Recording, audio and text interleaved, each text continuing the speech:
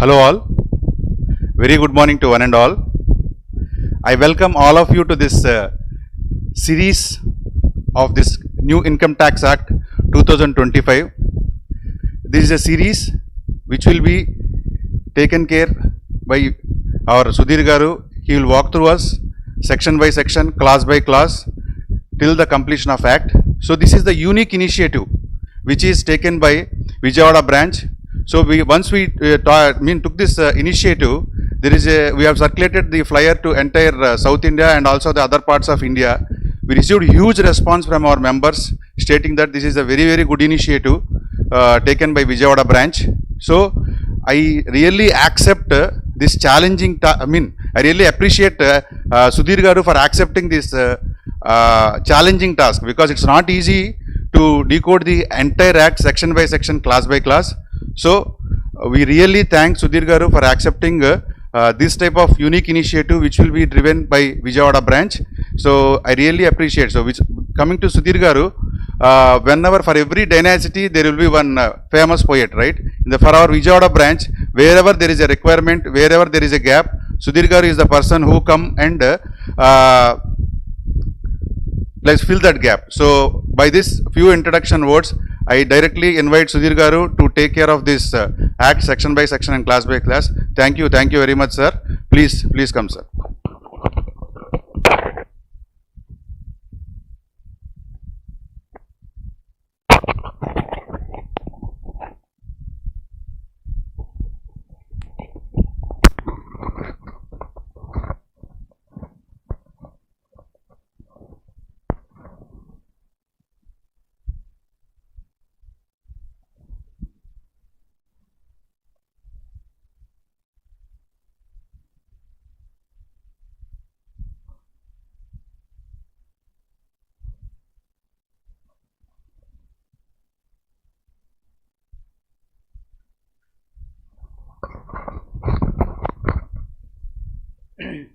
Hi, hello everyone. I wish a good day to all the viewers. So we are here now to begin our new Income Tax Act 2025, which is the core topic of our practice from this April 2026 onwards. We are at the end of the March right now. From 1st April 2026, what are the provisions applicable practically? Because this is a complete change of the provisions of law. Earlier, Income Tax Act 1961 is now been repealed with the new Income Tax Act 2025. So why the government has taken this step? With no loss of time, let me enter into the subject. So because the topic which we are dealing now is completely practically useful to all the chartered accountants and also many of the viewers, tax practitioners, and also the people who are approaching for examinations of chartered accountancy also. So those aspects we are going to have a discussion. So with no loss of time, let me enter into the aspects. So today's session we will have a discussion on legal framework, because this entire new Income Tax Act consists of around 536 sections. These sections cannot be dealt in a single day. So that's why we have planned for a series, virtual learning series. So gradually, beginning from legal framework and then to residential status and then to heads of income, clubbing provisions, set of carry forward, deductions, assessment procedures, penalties, appeals. So this is the procedure which we are going to discuss one by one. All the things which I am going to discuss will be as per new Income Tax Act 2025, which will be applicable from this 1st April 2026. Whatever the material I have provided here, the video which you are watching, in the description box, so you have a material available. So the link of the material is being shared in the description box. Here if you observe, let me show you. So the first drive link is regarding a daily sessions material. So today we are discussing legal framework. We are beginning with legal framework. That material has been given here. And then next, the second one is the toolkit. So everyone has to have their own tools for completing their work. It may be a real estate contractor, he need his own tools to complete his work. Even a carpenter need his own tools to complete his work. At the same time, now our mission is to learn this new Income Tax Act 2025 in a very practical and professional manner. For that purpose, we need some tools. Those tools were being given in this drive link. If you refer those tools, first one is Bare Act 2025, second one Draft of the Rules 2026, Income Tax Rules, draft rules have been released, and Finance Bill 2026 in this 1st February 2026. So in the our Finance Minister Nirmala Sitharaman have presented this finance bill, and next one is Income Tax Forms, and the last one Old Income Tax Act, because we need to refer many of the sections, because we need to compare the new things with the old ones, then only we can understand the importance of the new provision. That's why many times we refer with the old provisions, because from 1961 onwards, even from your point of view, if you say the day you have commenced your practice till this 31st March, we are going to opt Income Tax Act 1961 only. So if we learn comparing that the provisions of Income Tax Act 1961, if we compare those provisions with a new provision, then we can know a complete difference of those aspects. So with no loss of time, let me begin the session, because everyone is excited to learn the new Income Tax Act effectively. So there are many concurrent viewers who are watching the session live also. So that's why with no loss of time, let me begin the session. So first, beginning with the components in income tax law. Sir, one thing what I would like to tell you here is we are going to begin from the basics again, because this new Income Tax Act consists of how many sections? I have said to you, sir, 536 sections were there. So even though the sections were comparatively same when compared to old Income Tax Act also, we need to learn the section one by one, each and every section we have to learn in a very professional manner, practical manner. That's what is very important here. Rather than reading the topic as it is, how we are going to apply it in our current practice. So what are the changes that have come? In the current practice, we are facing a lot of issues with the existing provisions of section 68, 69, 69A, B, C, unexplained money, unexplained expenditure. These aspects we are dealing a lot of problem, because nowadays department is not doing the general assessment. Whatever the income they are going to find out additionally, rather than disclosed in the income tax returns, they are straight away applying the special tax rate under section 115 BBE. Now what these sections have specified in the new Income Tax Act 2025, this is what is important, because we are facing a lot of problems there. Very higher tax rates, 60% tax rate is been specified there, but in new Income Tax Act it has been reduced to 30%. So it's a very good initiative. Another new provisions have been introduced here. How much is the surcharge specified? Is there any reduction in it? And how much is the penalty? Those aspects we have to learn. That's what I am saying is, we have to learn not only professionally but also practical manner. So keeping that in view, this is not a session to conclude in 10 days or 12 days or 15 days. This continues.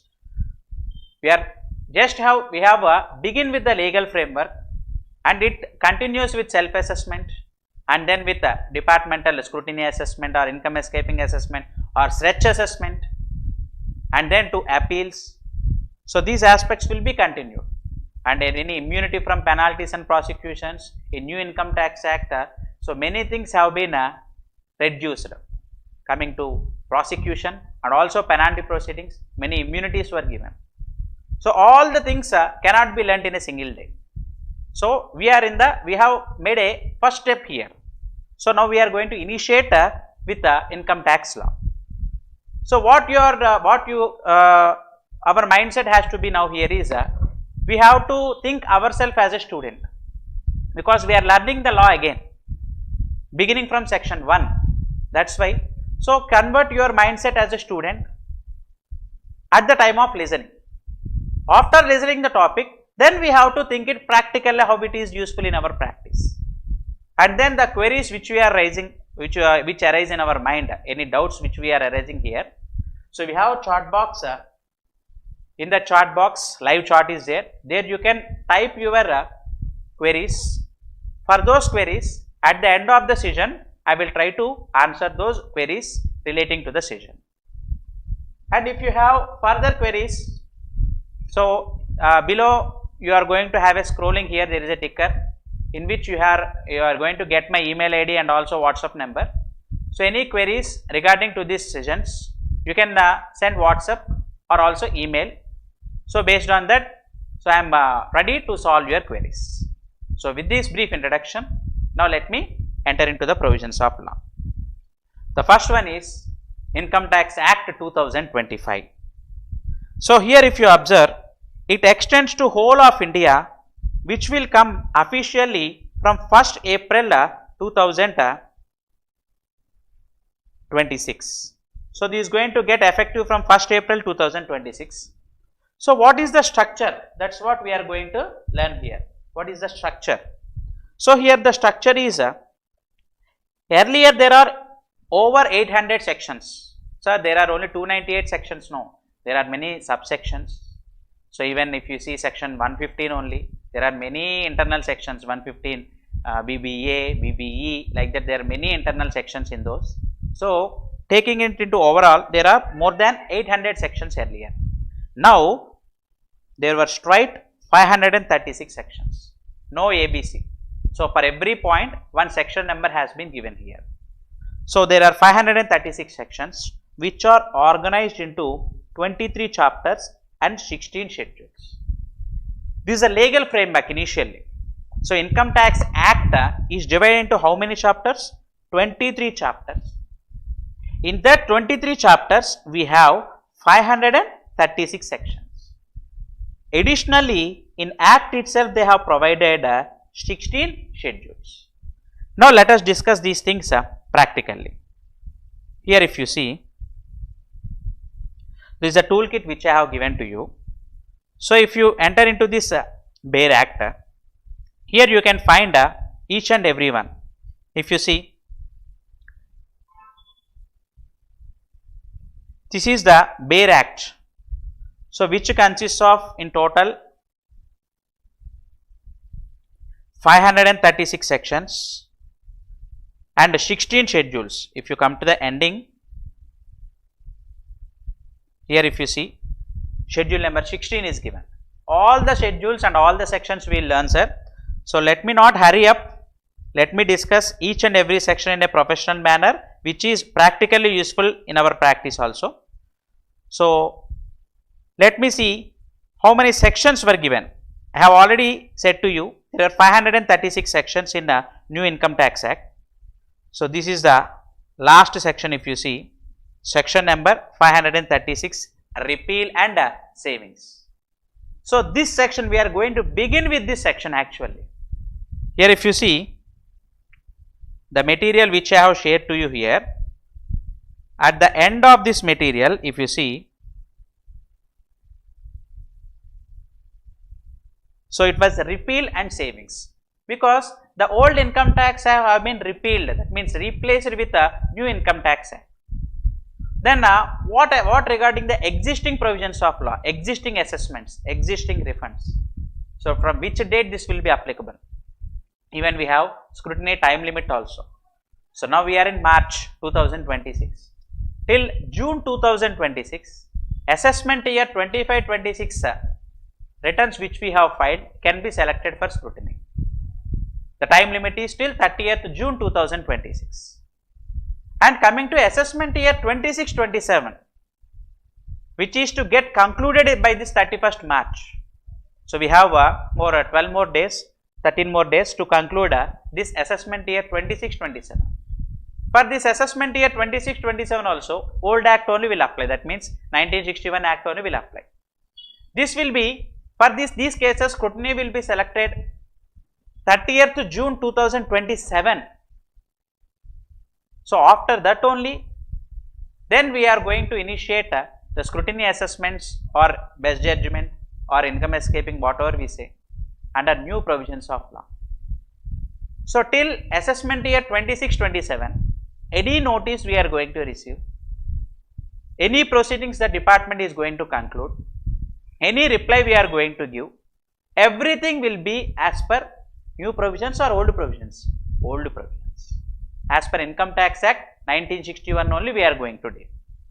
Till assessment year 26-27, which we have not yet filed the returns. By this March, the previous year will be completed, and from 1st April, the assessment year will begin, and from there onwards, we have different due dates. 31st July, 31st August is also a new due date has been specified. So 30th September, international transactions we have returns 31st October, international transactions we have 30th November. So there are different due dates which were specified. So coming to those due dates which were applicable for assessment 26-27, the old provisions of Income Tax Act 1961 only will apply. So this new Income Tax Act 2025 provisions will apply from the financial year to which is to begin from this 1st April. That means financial year 26-27. Financial year 26-27 means assessment year. Now we should not say the concept of assessment year itself. Now we have to say the concept of tax year, nothing but the financial year. So financial year 26-27 and the tax year is also 26-27. Now there is no difference between financial year, assessment year, previous year. These things were not there. To make it simple, the new Income Tax Act has introduced the concept of tax year, which you have already aware of it. Sir, straight away we cannot directly enter into the provisions of law which the differences have come. So we have to get a complete knowledge on the legal framework. That's what I am trying right now. So in this legal framework, here if you observe, there are total 536 sections, 17 schedules. So here what you need to do, coming to our practice, here if you see in the Bail Act, I have given this chapters index. Here if you observe, this is the chapters index. I have given the schedules index and also the statutory index. These three things are, first we have to have a printout or soft copy, whatever may be, whatever is comfortable to you, that you can see. Entire Income Tax Bail Act, it is at your convenience whether to take print or not. But these three things, chapters index, schedules index and statutory index, we have to carry in our mobile or a soft copy in our system or printout, which is more better thing, so that it will be very convenient. Because if you see the statutory index, I have given in a very clear manner the comparison of the new Income Tax Act with parallel comparison with the Income Tax Act 1961. Actually, in the past August also, our Direct Tax Committee has also released the same. But it has gone with many changes, and the new Income Tax Act, which is to come effective from 1st April 2026. So we have to compare with the parallel sections. So if you see here, these are the parallel sections which I have given comparing with Income Tax Act 1961, and this is a section number of 2025 Act. So here, whenever the client asks any question, we usually remember the old provisions of law, because from 1961 onward the act is in existence. We might be in 25 years of practice or 30 years of practice or 50 years of practice. So till now everyone is aware of Income Tax Act 1961 only. So whenever a client comes and asks a question, sir, how can we get capital gain exemption? Immediately we remember the section 54.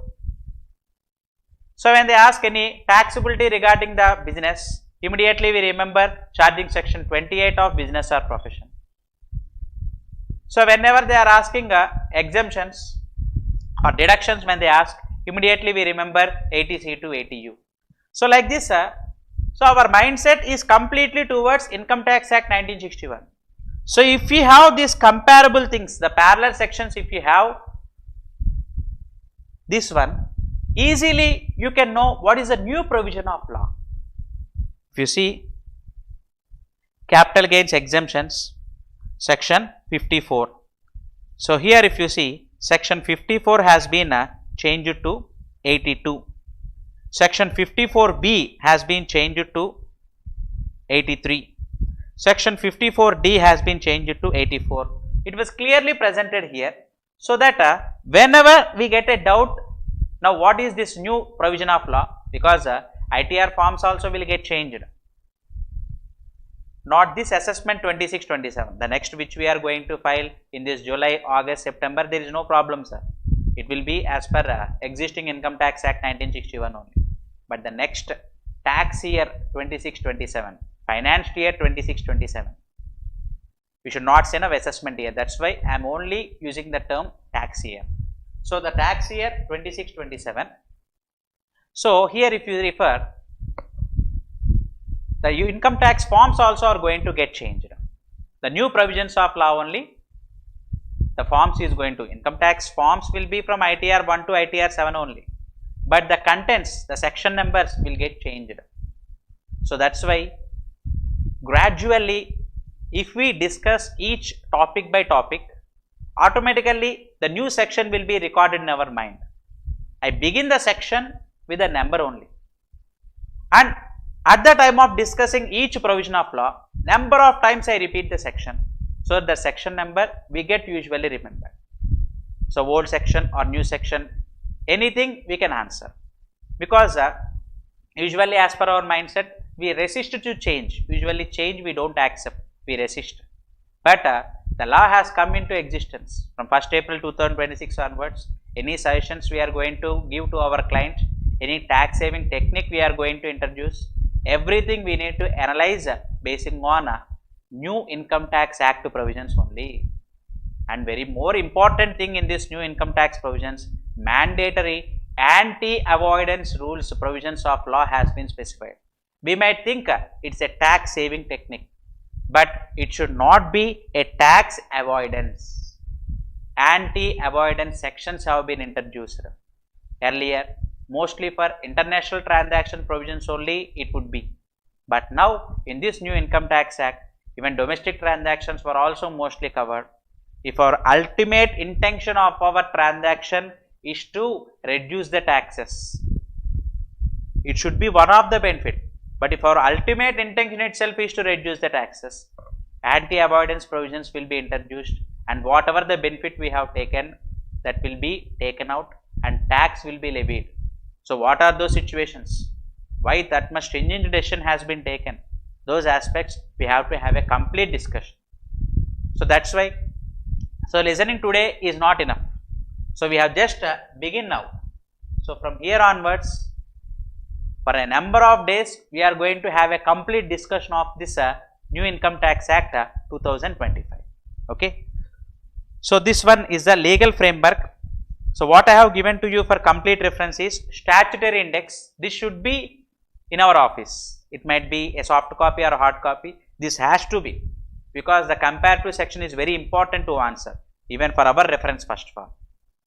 What is the change between this one and that one? We will learn. Each and every section we will learn. We will compare with old Income Tax Act. I will explain you clearly with very examples, practical examples only I will explain. When for the first topic, basic concepts, legal framework itself, when I discuss, you will get a knowledge how our sessions are going to be. And coming to next, schedules. Total how many schedules were given? Total 16 schedules were being specified here. Sir, one thing, each and every section, each and every schedule might not be relevant to our practice, but we have to learn first of all the, because every section might not be useful to all the chartered accountants, but to any of the chartered accountant, because here if you see insurance business is given, so we might not do the audit of insurance business, but for some chartered accountants it will be useful. That's why here our objective is to learn the law first completely, and then we have to decide whether it is useful to our practice or not. Learning is very important here. Entire act has to be learned first. So coming to next one, chapters. Sir, total how many chapters I have specified to you? 23 chapters have been given in this new income tax act. So why I am repeating these number of times? Because we have to change our mindset from old income tax act to new income tax act. So immediately we have to remember there are 536 sections, there are 16 schedules. So the 536 sections have been divided into 23 chapters. Here if you see preliminary sections 1 to 5, 1 to 3, charging sections, basis of charge 4 to 10 sections, exempt incomes section 11 to 12. Comparatively I have given beside 1961 provisions also, so that it would be for our reference. So the computation of total income chapter 4. These chapter numbers need not be remembered because that is for convenience purpose. They have divided into 23 chapters. But what we have to think here is these sections. So what are the changes and those that we need to see. So we have already begun our session regarding Income Tax Act 2025. So coming to second one, income tax rules. Sir, we are learning income tax law, not only income tax act. Just discussing 536 sections doesn't take much time. Section to section, we can straight away discuss. I can open the Bare Act. So section number 1 deals with the title, section number 2 goes with definitions, like that I can discuss. But in income tax act itself, in many cases, they use the term as prescribed. Wherever the term as prescribed is given in Income Tax Act 2025, we have to refer rules. Income tax rules has to be given reference. How many rules have come into existence? 333 rules. 333 rules have been drafted. It is yet to finalize, but the draft rules only usually get finalized from this 1st April 2026 onwards. Those draft rules only will be applicable. Here if you see in the toolkit, I have given the draft rules. This is the index and these are the complete 333 rules. These rules also we are going to get discussion in our session. Completely we will discuss. So here if you see, the draft of income tax rules is just an index. Total how many rules were there? Here if you see, total 333 rules, including electronic payment of tax. Sir, what is the difference between act and rules? Why again separately rules were given? They can incorporate in the act only, no? Why again separately rules will be given? Sir, here we need to understand the basic difference between act and rule. Let me compare with a game. So usually many of our people usually watch cricket. So cricket, if you compare, there will be total 50 over game or 20 over game.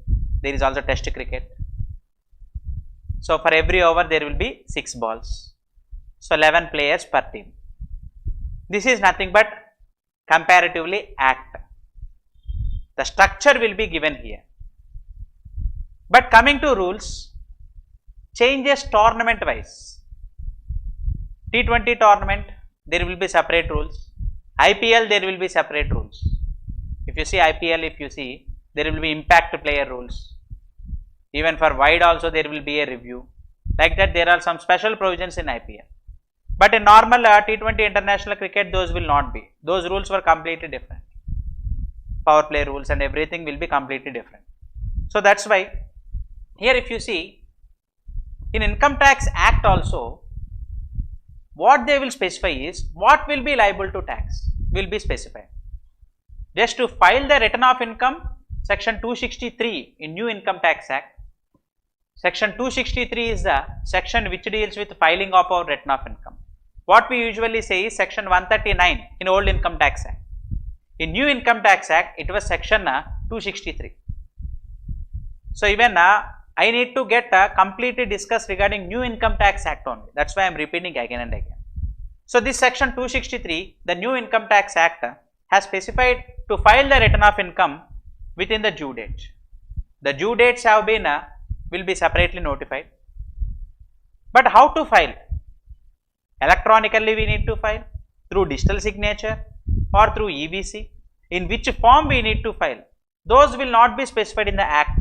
Those will be specified in the rules.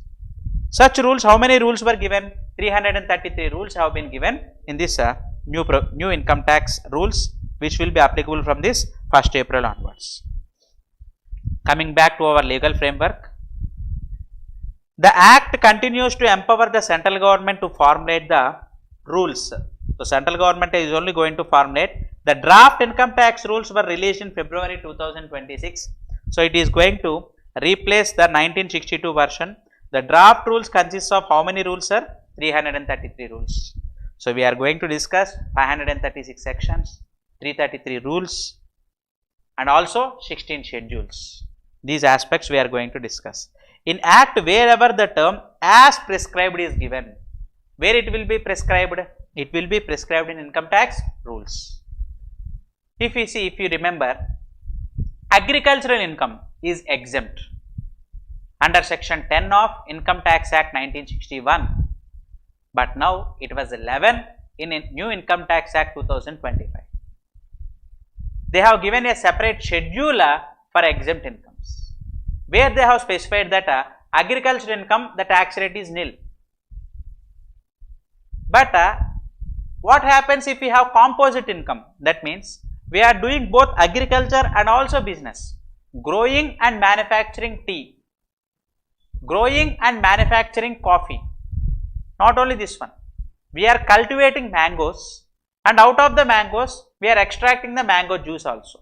We are selling it in the market like Maaza. So, we are doing both agricultural activity and also commercial activity. When these both were there, we usually call it as a composite income. So, how to separate this agricultural income and business income has been given in income tax rules. So, Act has simply specified agricultural income is exempt in India. But when there is composite incomes, how to separate? That is what it was given in this income tax rules. Not only that one, a private company, when it is going to issue its shares for a premium over and above the fair market value, then such an amount will be taxable under the head other sources in the hands of the company, which was given in section 56. When a company, private company is issuing the shares in open market over and above its fair market value, then how can we decide the fair market value? That was not given in Income Tax Act. That will be given in income tax rules. So, what I am going to tell you is, Act specifies the chargeability, whether it is taxable or not. But the procedure, practical procedure will be given in the income tax rules. So, we are going to learn Act and also rules. And income tax law not only includes Act and rules, it also consists of circulars and notifications. Sir, actually circular is meant to clarify the provisions of law. Notification brings the change in the law. Whenever they need to make changes in the middle of the year, for example, if due date is to be extended, then a notification will be released. So, any change in income tax law in the middle of the year, actually the changes comes once in a year by introducing a finance bill. But in the middle of the year, if they need to bring any changes, notifications will be released. So, then what about the circular? Circular means the existing provisions of law only. When there is an ambiguity, they will give a circular to clarify the provisions of law. You have to interpret in this manner only. Some were interpreting that this will be exempted. No, this will not be exempted. See, these types of incomes will be taxable. They will give a clarification. When there are different interpretations, because Bail Act uses the language legally, the terminology will be very legal. So, that is why in this legal terminology, one can find two different opinions. That is why to make the Act universal, the circulars will be released to clarify the provisions of law. Whether the circulars also form part of law? Yes. Those circulars were binding on the income tax authorities, but not on the assessees. We usually follow because the circulars will be released by CBDT. So CBDT, whenever it releases circular, it will be binding on the departmental officials main. But we also comply with the provisions of law, because since there is an ambiguity, they have given clarity. So that's why we usually comply with the circulars, but it's not mandatory, but practically we comply with the circulars, but not on the Assessee. It will be not be binding on the tribunal also. It is an independent authority. It has to take its own decisions. So tribunal or courts, these circulars and notifications were not, circulars were not binding. Notifications will be binding on all the Asessees. And coming to next one, judicial decisions. Supreme Court and High Court decisions also forms an important role. Supreme Court decisions were applicable to entire India, whole of India we need to follow. But High Court decisions, so upon its state jurisdiction only it will be binding. But what we usually say is we refer those case laws at the time of appeals and assessments. So what we do is we refer the case laws. The facts were one and the same. The court has taken this interpretation, how they have interpreted the statute, how they have clarified this one. Those aspects we are going to share there. So High Court decisions, AP High Court or Telangana High Court, if they pass anything in that state only, that will be applicable, binding. But other states, they may follow, they may refer, but not binding. But Supreme Court decisions are binding on all the courts, authorities, Assessees and across the India. So these were the judicial decisions. And now coming to the important thing which was released in this 1st February 2026, the Finance Act. Directly Act will not be released. Initially, Finance Bill will be read in the Parliament. So there will be both houses of Parliament. So first in Lok Sabha and then in Rajya Sabha. When the both houses of Parliament approves the bill and President is going to sign on the bill, then the bill is going to become Act. As of now, on 1st February, if you remember, on 1st February 2026, Finance Bill has been introduced. But it has not yet gone into Act phase. So Rajya Sabha is yet to approve and then it is going to get signed by the President, but it will get completed by this 31st March, because from 1st April onwards, maximum it will be concluded by April 2, 2026. So second half is pending, that means Rajya Sabha approval is pending. And once it gets approved, immediately so the President is going to sign the bill and then it becomes the Finance Act and all the amendments, because Income Tax Act has been notified in past August 2025. Immediately on this 1st February only, many amendments have come, many changes have come. What I have said earlier is unexplained money, unexplained cash credits. Earlier it was section 68 and 69 in old Income Tax Act. New Income Tax Act section 102 to 106, 102 to 106. These provisions also we will discuss in this chapter only, because here we are going to discuss the tax rates. So these were also part of the tax rates only. In this we are going to have a special tax rate. Earlier it was 60%. Now in the budget it has been reduced to 30%, which is a very big initiative. But whether it is beneficial to us or not, so what are the pros and cons, we are going to discuss. That's a very, very interesting topic. I will discuss one by one. In this material only, the topics were also given, section 102 to 106. Practical way is also given, how to interpret. Very, very interesting aspect. So we will discuss one by one whenever the time comes. So we will have a detailed discussion. So finally, what we have concluded here is the legal framework, Income Tax Act. Let us have a quick recap.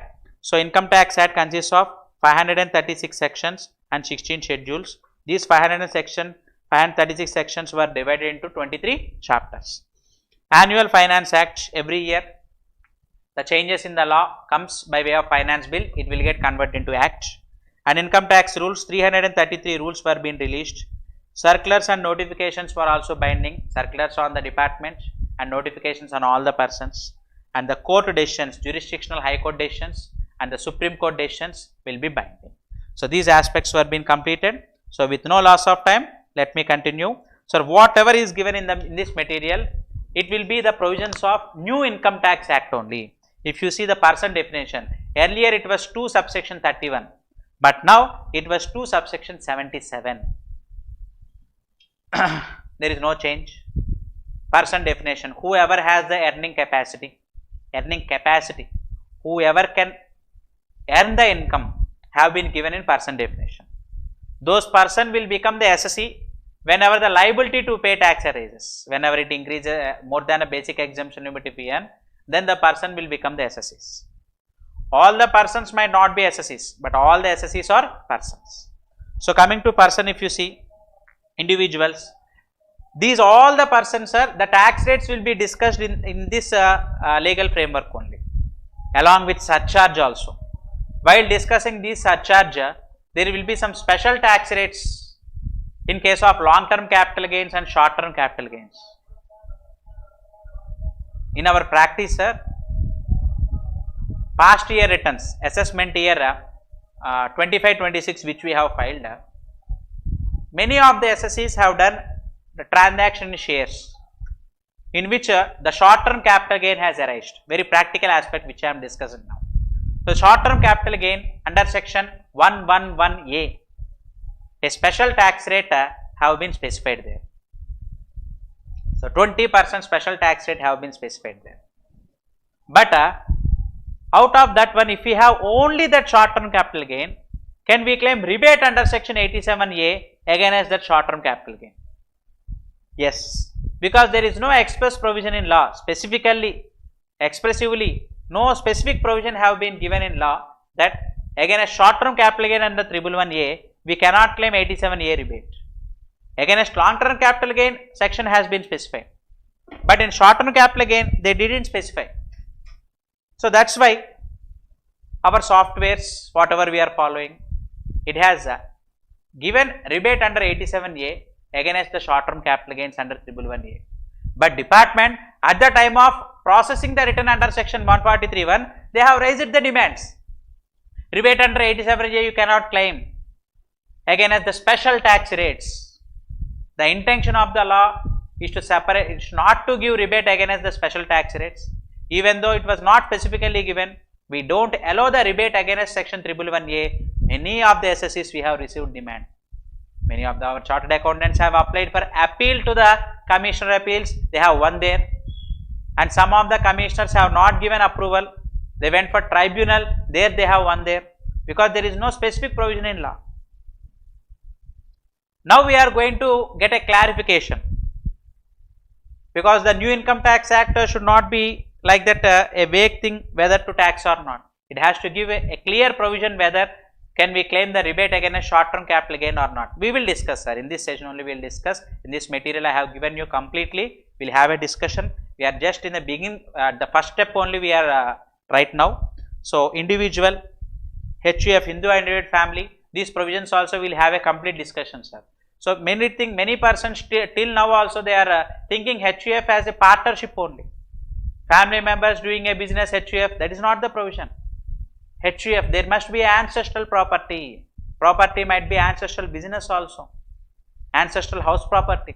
That ancestral house property, if we are going to sell, capital gain might arise. Ancestral money also we can receive. Gold we can receive. Ancestral property has to be for HUF to come into existence. Formation of HUF, applying for PAN card is very simple. Prepare an affidavit, apply for PAN card, then we are going to get it. But practically, that is not the intention. So, we have to learn the provisions of HUF.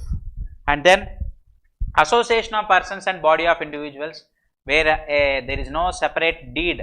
If a separate deed has been executed, then it comes to a partnership form. So, companies, private or public, listed, unlisted, everything we will discuss. Cooperative societies, how the taxability will be.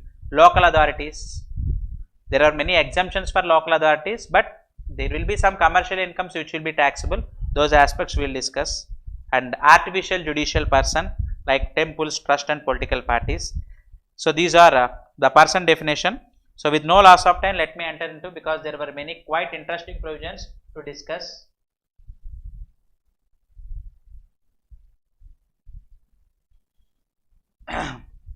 So, coming to next one, definition of the term assessee. So, we are in a complete discussion of New Income Tax Act 2025. Once again, I am telling you, I am going to specify you that, sir, here this material in the description box it was there. So I have given 2 links. One is a new income tax act toolkit I have given, that means the bare provisions of law with the relevant index. And coming to second one is our session materials. Daily the material which I am going to discuss will get updated in the drive. So whoever wants, they can get an access there. Okay. So now coming to next definition of the term assessee. It was in old income tax act 2 subsection 7 and now it was 2 subsection 11. That does not have any difference. The definition of assessee is one and the same. So against whom the proceedings under act can be taken for payment of tax. Whenever the tax liability arises, then we call him as an assessee. Not only tax liability, even provisions of TDS might be applicable in some cases. When I am purchasing a property, land or building in excess of 50 lakhs, not a rural agricultural land, it was a urban area only, land or building greater than 50 lakhs value, then 1% TDS has to be deducted. So if we are not going to get deducted, then we will be called as assessee in default. We are also assessees only. Not only tax liability, even TDS provisions if we don't follow, then also we will be called as an assessee, but assessee in default if you don't follow. And every person against whom in respect of another person deemed to be an assessee. This is very important thing. So deemed assessee. This section 302 and 303. Sir, whatever I am giving reference, that will be a new income tax act reference only. Because remembering now the old provisions of law is not important. But getting ourselves accumulated with the new income tax act is important. That's what I am trying here completely. So trustee is the assessee. Trustee will be called as the deemed assessee. Deemed assessee is also an assessee. Tax liability arises in the hands of trust only. Whenever beyond the limits or charitable purpose definition is given, beyond that purpose any expenditure is spent, that will be taxable. The assessee is trust only, but trust cannot file its own return. Trustee is going to file. Trustee will be called as the deemed assessee. Deceased person. When a person has incurred his death, he cannot file his return. Till the date of death, he might have earned some incomes. Those incomes, income tax return will be filed by the legal representative, legal heirs or spouse, whoever may be. The legal representative will be called as the deemed assessee. Assessee is the deceased person. Legal representative is the deemed assessee. We are going to learn many provisions there also. Even the person is deceased person also, the liability arises. Whenever we don't clear the liabilities, so department will take action against legal representatives, because you are going to get the estate of the legal representative, estate of the deceased person. So deceased person estate will go to the legal representative. Whenever you are getting the assets, the liability also you have to bear. Sir, there is no asset received, then you will not get any liability. Your liability, your means in the sense deemed assessee liability will be to the extent of the estate of the deceased person. Whatever we are going to receive from the deceased person, that to that extent of estate only, the liability will be in the hands of the legal representative. There is a separate section we will discuss there. Earlier it was 159, now it was section 302. Agent of a non-resident. Non-resident might not be in India. Non-resident is the assessee. He will appoint an agent in India for the purpose of filing. So now everything is online filing only now. Yes. But there might be some cases, next we will discuss, exceptions to the concept of tax year, like non-resident shipping companies. At the time of the ship leaves India, they have to pay the taxes and then only ship can leave. On the freight income they are going to receive, certain percentage have been specified, 7.5% is the income. On that income you should pay the taxes and then only the ship has to leave India. Or they have to appoint an agent in India for the purpose of payment of these taxes. Like that, agent will be regarded as the deemed assessee. So minor or person of unsound mind, minor will be treated as the assessee, but the guardian or the manager will be treated as the deemed assessee. Sir, income of the minor child will be taxable in the hands of the parent. Of course, parents can claim 1500 per child, exemption is also given. The same exemption continues in new income tax act also. So, income of the minor child will be taxable in the hands of the parents. But if there are no parents, then who will take care of the minor child? The legal guardian will take care of him. Now, whether the minor child income can be clubbed in the hands of the legal guardian? Answer, no.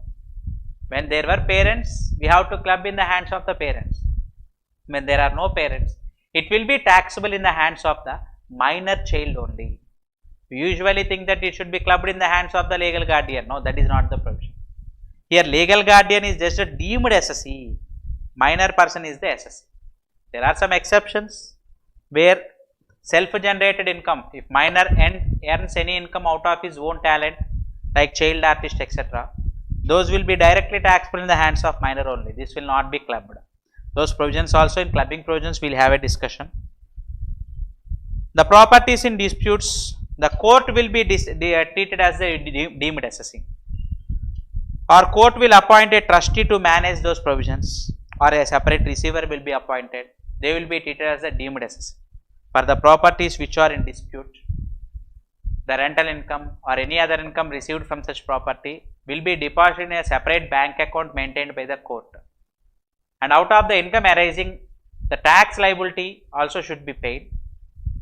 The court will be treated as the deemed assessee in this case. So, we have discussed the definition of the term person and also assessee. Now, here the real thing begins, sir. Till now what I have discussed is nothing but a pure legal framework, nothing but a basics. So, here our session is going to completely begin. So, from the past 45 to 50 minutes, what I have discussed is, so we have tuned our mind to learn the new provisions of law, and from now onwards, we are going to start learning the new provisions of law. Okay, beginning with the first change, section 3, definition of the term tax year. Earlier what we would say is, the income earned during the previous year will be liable to tax in the assessment year. Here if you see, previous year 25-26 we say, nothing but assessment year 26-27. So, in 25-26 we will earn the income for which the liability to pay tax, of course there is a provisions of advance tax, I do not say no, but usually the term assessment is nothing but calculation.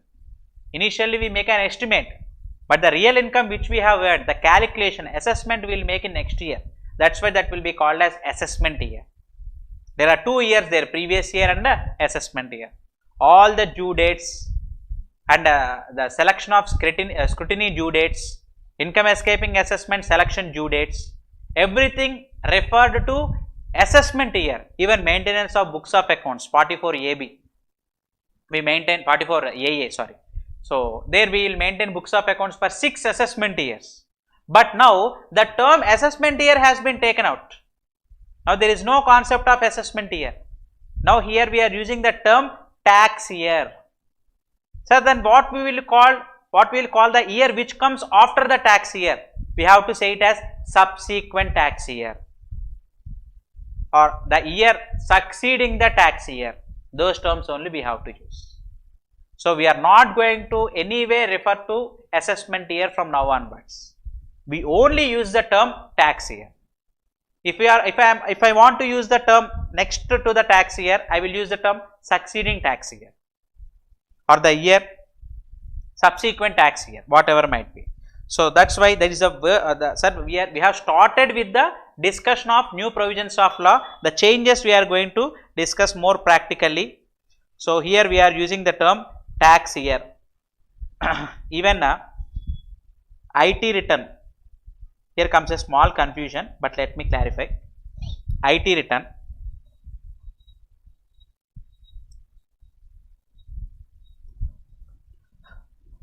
IT return of financial year 25-26. This is nothing but assessment year 26-27. In the ITR form which we are going to file in 1 to 7, whatever the form, we are going to get an acknowledgement in ITRV, in which we get displayed on the top right corner assessment year 26, 27. This will only be displayed. But now coming to financial year, nothing but tax year 26, 27, which is going to begin from next month 1/4/2026 to 31st March 27. We are going to file ITR 1 to 7.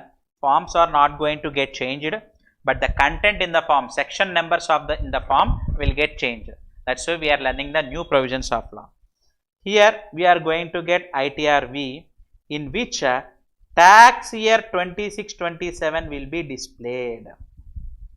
So usually many of the assessees approach for loan. Whenever they approach for a loan, what they usually ask is last 3-year IT return copies, acknowledgements. So here if you see, there will be 26-27. Here also there will be 26-27. For 1 year there will be a confusion. Here we should clarify that this is assessment year and this is tax year. This is what we are going to clarify. Slowly the bankers also will get awareness of this, but for client we need to give an awareness that the term assessment year has been taken out and the tax year has been introduced. This tax year returns we will file on 31st July 27, sir. This one we are going to get filed in this 30th July 2026. For business SCs, a new due date has been given. For tax audit reports, this is the date.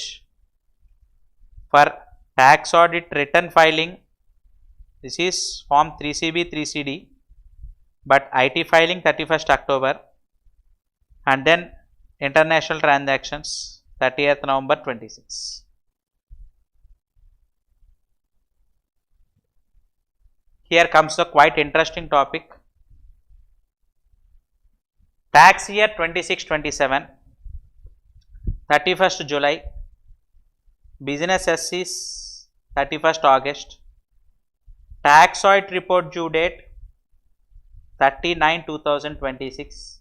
By this due date, if we do not file the tax audit report, so many things in WhatsApp or any other Instagram you might have seen the late fee, which has to be mandatorily be paid at the time of filing itself. By this due date, if we do not complete the audit and uploading of tax audit report, so 75,000 late fee will be levied.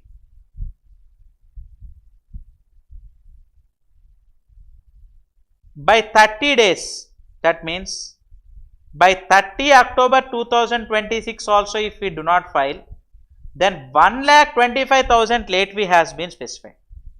These provisions we will have a discussion. These returns which we are going to file after completion of this March, these were under old provisions only. There is no change here. By 30th September, if we do not upload, 0.5% of turnover or 1,50,000, you remember now, sir, whichever is lower, this one only will be. Section 271B will continue for this assessment year 26-27. A new due date has been given for 44 AD, where we are offering 8% of the turnover as profits. In case of bank credits, we are offering 6% of the turnover as profits. For them, a new due date 31st August has come into existence. Hope it was very clear to you. So this 75,000 and 1,25,000 penalties are for tax year 26-27. Many were still thinking that even Google also is answering for assessment 26-27. That's not correct.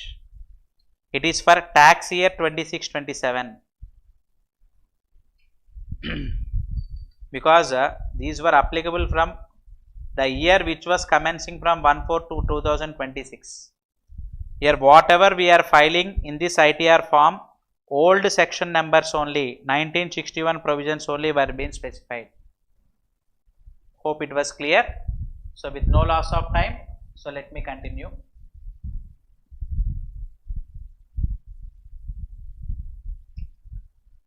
sorry, here I have written 26, it was 27.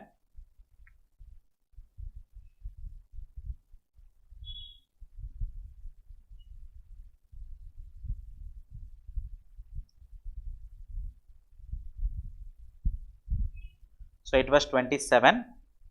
In a flow I have written as 26, sorry. So it was 27, 27 and 27. So 31st July 27, 31st August 27, 30th September and 30 October. All these things are 2027 and these are 2026 and these are 2027. Hope it was very clear. So by this I have clarified you the difference between previous year and tax year.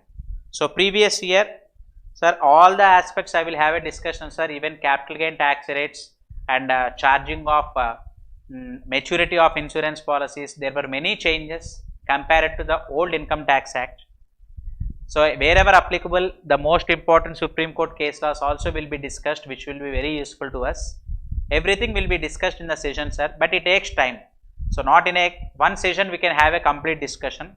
So this is a series, so which takes more than 20 to 30 sessions for complete discussion, because you have seen the legal framework. There are many sections and schedules which are to be discussed. That's why what I have specified to is tune up our mind into a student.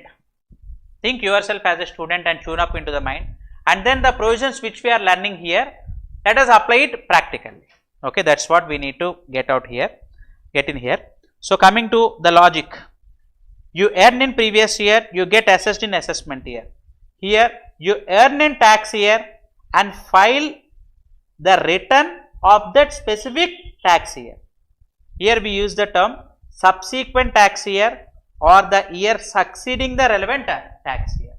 So that is the term which we are using here. Okay. So now coming to the next thing.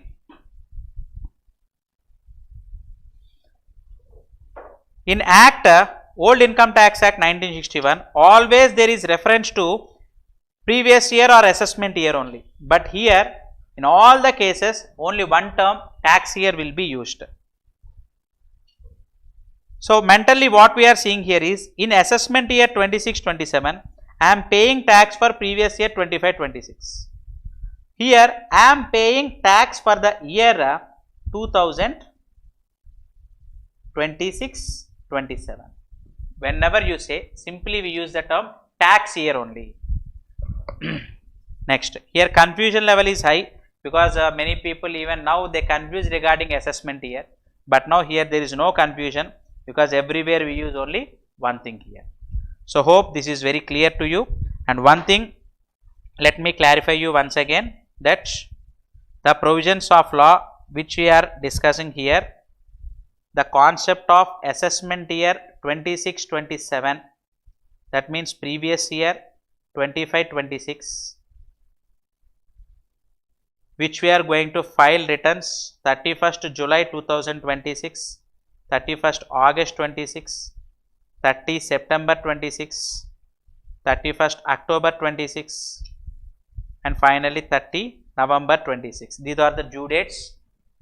So these will only applicable for these old provisions of law, section 271B, international transactions 271BA.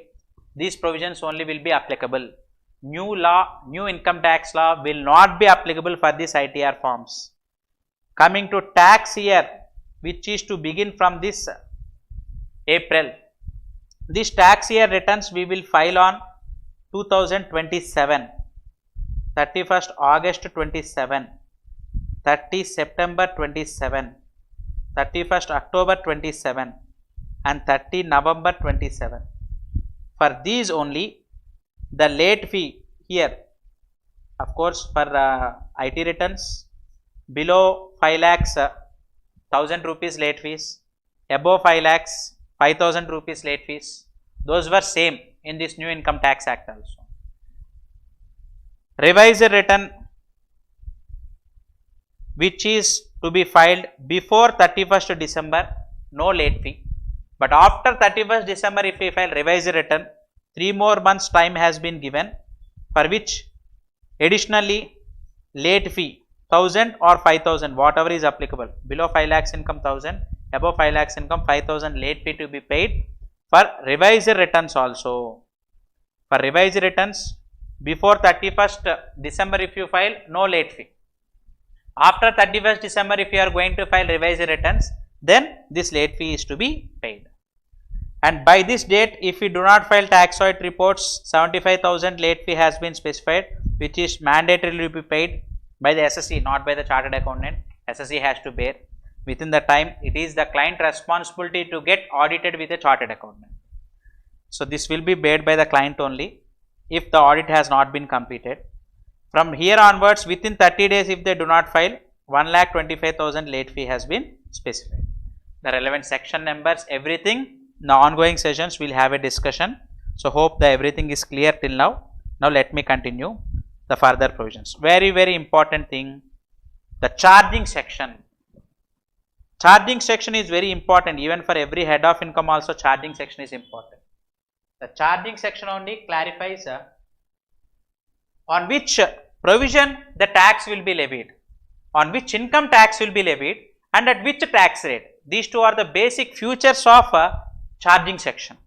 Charging section should usually contain two things: on which income the tax is levied and what is the rate of tax. These two things the charging section should specify.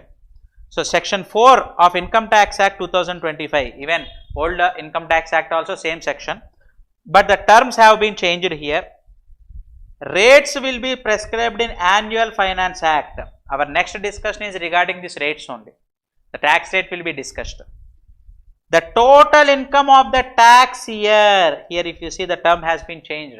Earlier, the total income earned during the previous year will be liable to tax in the relevant assessment year. That is a old provision. Now it has been changed to the term tax year. Next, for income chargeable under this section, income tax shall be deducted or advance tax should be paid under this act. So the very important thing has been specified here. So in the tax year itself, the new section 393,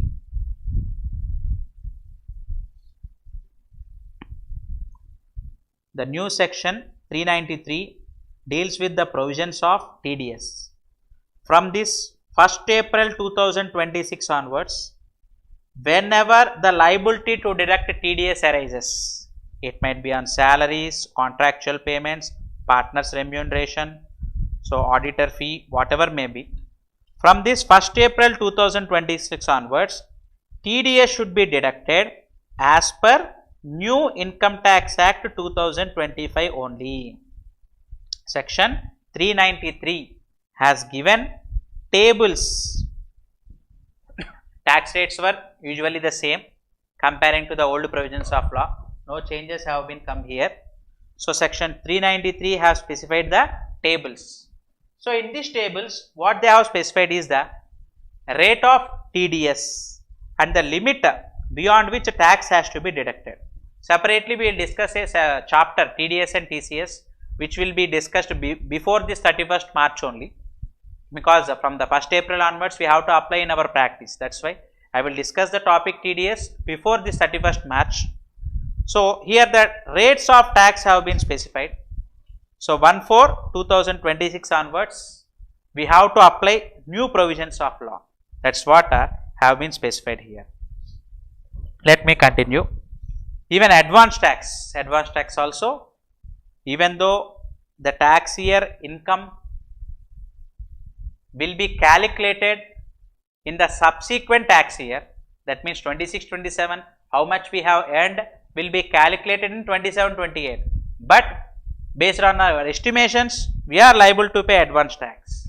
If 90% of the advance tax, 90% of the tax liability is not covered by way of advance tax, earlier if you remember, interest under 234B will be levied. Even in the new Income Tax Act also, they have specified the same. Interest will be levied if you do not cover 90% of your liability by way of advance tax. And now coming to the exceptions, very important thing. Sir, usually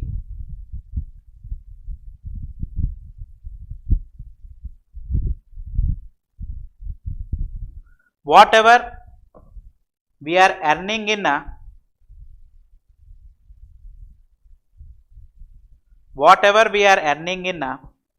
tax year 2026-27, in this year itself only, by way of TDS or TCS provisions or by using advanced tax provisions, government is going to collect the taxes. But when we usually calculate the incomes of 26-27, we usually calculate in 27-28. Even return of income also, 26-27 return of income also we will file in 27-28. But there are 5 exceptions where we are going to levy tax in tax year itself. We are not going to wait till 2027-28. We are going to levy taxes. We are going to recover the taxes. Usually, when we do not pay TDS or TCS or advance tax, what happens? Interest will be levied. Nothing department will do. Simply at the time of filing return, interest will be levied. But now I am going to discuss 5 exceptions where it was mandatory to pay tax in a tax year itself. In next year we will pay along with interest. That is not possible.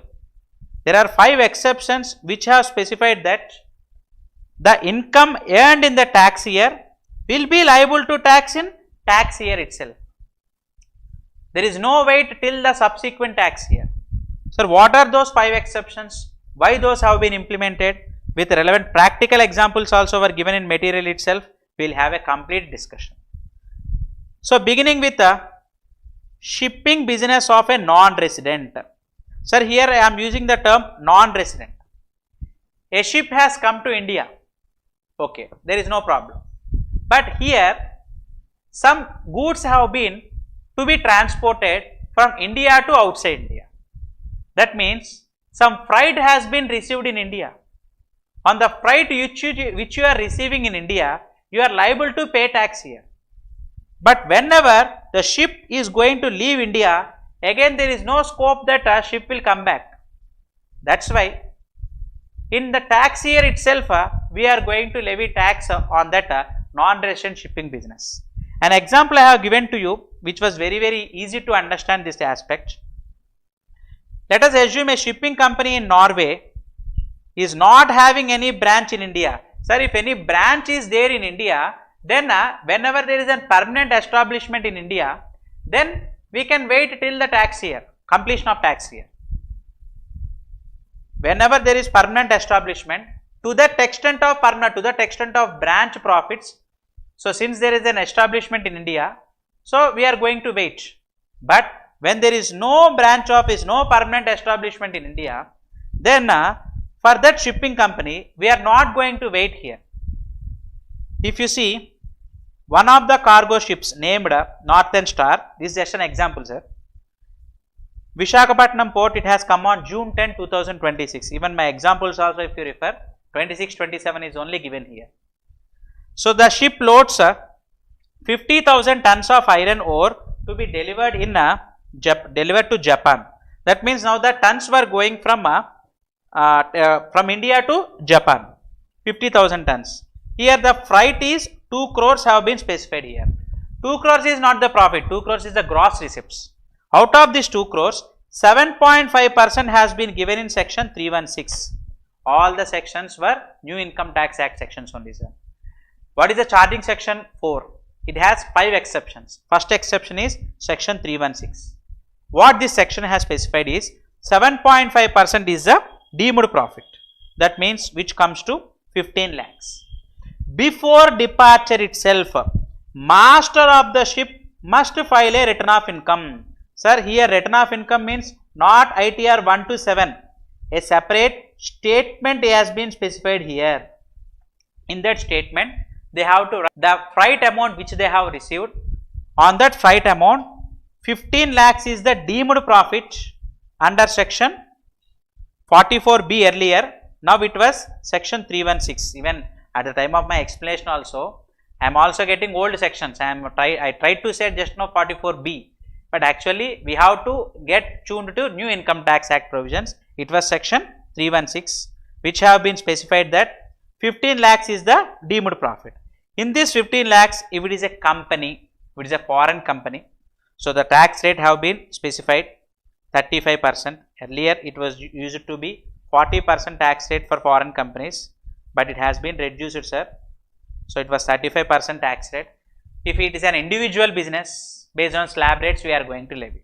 The taxes must be calculated and paid immediately at the rates applicable to the foreign companies. The tax has to be paid. Then only port clearance certificate will be given. The customs collector will not grant the port clearance till income tax department will confirm. Till tax clearance certificate is received from the income tax department, that ship will not get clearance. Sir, here freight is earned in which year? Tax year 26-27. Tax is also been paid in 26-27 itself. That means we are not going to wait till the subsequent tax year. So this is the first exception, shipping business of non-residents. So I hope it was very clear to you. Shipping business of non-residents, the deemed profit 7.5%. Sir, is there an option to offer profits below 7.5% and get the books of account tax audited? There is no such option because there is no permanent establishment in India to you. If you are having any branch office in India, then you can maintain books of accounts. Then whether 7.5% is beneficial or maintaining books of accounts or audit, that will be beneficial, then you can see. But here, since you are not having permanent establishment in India, you are offering profit, deemed profit at the rate 7.5% is mandatory. Coming to next one, person leaving India. Whenever I say this section, so many were left India, no sir, why that they have been left easily? Many might question now, but let us discuss the provision first. Let us discuss the provision first. Okay. So the person leaving India. Let me take a scenario here. Leaving India not for tourism purpose, not as a tourist. Permanent relocation. He is going to shift to the foreign country. If you see an example, Mr. Arjun is highly earning software architect in Bangalore. This is just an example only, sir. Migrated to Australia permanently. Decides to migrate. So he has one-way flight booked on October 20, 2026. Only one-way flight. Return flight tickets were not there. That means he is taking permanent visa for the purpose of settling in a country outside India. Settlement in a country outside India. So the income earned between, he is to leave at October 20. The income earned before his departure from April 1st to October 15th, salary income 40 lakhs, some shares were being sold at a profit of 15 lakhs. Here, assessing officer receives information that Arjun is selling his car, closing his accounts and no intention of returning into India. So he is closing his activities. He earned the income. He is going to take the permanent visa. In such cases, what department says is Arjun should file his return in July 2027 itself. Not only in July, before usually he has to file in next year. If he is in India, usually he will file in July 2027. But here, since he is leaving on October 20th, before that date itself, he has to file the return. However, under section 317, the AO can require him to file the return immediately. Sir, return online will not be available, no. Once again, I say here that here return means nothing but a statement format will be given by the assessing officer. In that statement, the income particulars has to be filled and the tax should be paid. Advanced tax provisions were already available. Advanced tax challans we can play from this 1st April onwards. So the statement will be given here. That statement has to be filed. So immediately tax payment also should be made. Then he will get tax clearance certificate Unless he shows this tax clearance certificate, immigration authorities will not grant the visa to go for abroad. So, a person leaving India permanently, his assessment has to be completed in tax year itself. We are not going to wait till the assessment year. Sorry, we are not going to wait till the subsequent tax year. Okay. Next. Coming to next one, let me discuss this one also. Whenever there is a provision like this, a person leaving India, many of the person's financial frauds have been done, like Vijay Mallya, Nirav Modi. Whenever we need to discuss a thing regarding a financial fraud, these two we take an example usually. Whenever they are leaving India, so this provision can be implemented, no? Department may have initiated proceedings on them, but they have not taken permanent visa. They have left, for example, Vijay Mallya has left to UK, but he has a permanent residence at UK and he didn't return back to India. So, legally can we take action against him? Without support of UK, we can't take legal action against him. Even still, even now, hearings were being continued. The cases were not yet concluded. So, that's why what I am saying is, you might question that since this provision is there, many people who are doing financial frauds in India and going to outside India, so this can be triggered. No, we might get a doubt that one. But whenever they are holding a permanent residence in other foreign countries, we can't find it out. A person who lives from India to outside India permanently can only be find in these sections. Okay. So, even Foreign Management Regulations Act, FEMA regulations, those have been, due to these financial frauds, have been strengthened. Now, they are going to trigger. From the past 2 to 3 years, they were very low financial frauds when we compare to the earlier years. So, coming to the next one. So, two sections I have discussed. Section 316, non-resident shipping company, and then section 317 regarding person leaving India. So, with no loss of time, let me continue for the next section. 319, a person who alienates his assets to avoid the payment of tax. What do you mean by the term alienates? Let me, nothing but selling or transfer or giving gifts. He is going to give his assets, he is going to sell the assets or transfer assets to family members. But why he is doing so? Take an example here. Imagine it was October 20, 2026, because everything I have to refer next year 2026-27 only. Mr. Khanna is net worth individual. He earned 10 crores since April 1st, 2026. That means April to October, that person earned 10 crores. On this 10 crores, tax has to be paid. But the assessing officer receives reliable information that Mr. Khanna suddenly listed all his Indian properties for sale. He started selling Indian properties. Entire bank balance also he is transferring to offshore, that means foreign bank account, which was in tax haven. That means India to that country, there is an treaty, double taxation avoidance treaty, where in that country tax free status is there. To that country the funds were being transferred. That means what he is trying to do here? Here they are trying to, he is trying to, all the Indian properties he is trying to sell, and Indian bank balance also he is trying to transfer to the foreign bank account. That's why what they are doing, trying to do here is, it appears obviously to assessing officer that Mr. Khanna trying to become assetless in India, so that when he comes to pay the taxes, he will have nothing to seize, he will not pay taxes. Then what the department has to do? He has to recover from his assets. There is no bank balance, there are no properties. So, it comes quite difficult.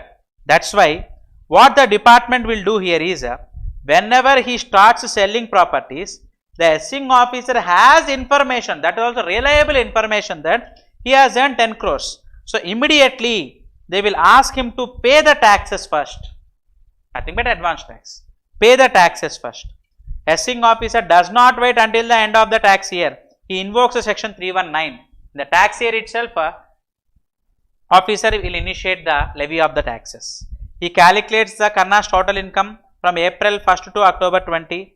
To pay the taxes immediately they will ask. Immediately demand notice will be issued. If he doesn't pay, then sale will be stopped. The AO can legally stop the sale, freeze the bank account. See how many powers were there to the assessing officer. Only when there is a reliable information that he is trying to sell the assets to avoid the taxes. Whether he goes to foreign country or not, it's a separate thing. But he is not maintaining any bank balance in India, any assets in India. But he has earned 10 crores and shifted to foreign country. So we cannot recover in this case in India from him. That's why before his sale itself, we are recovering the taxes.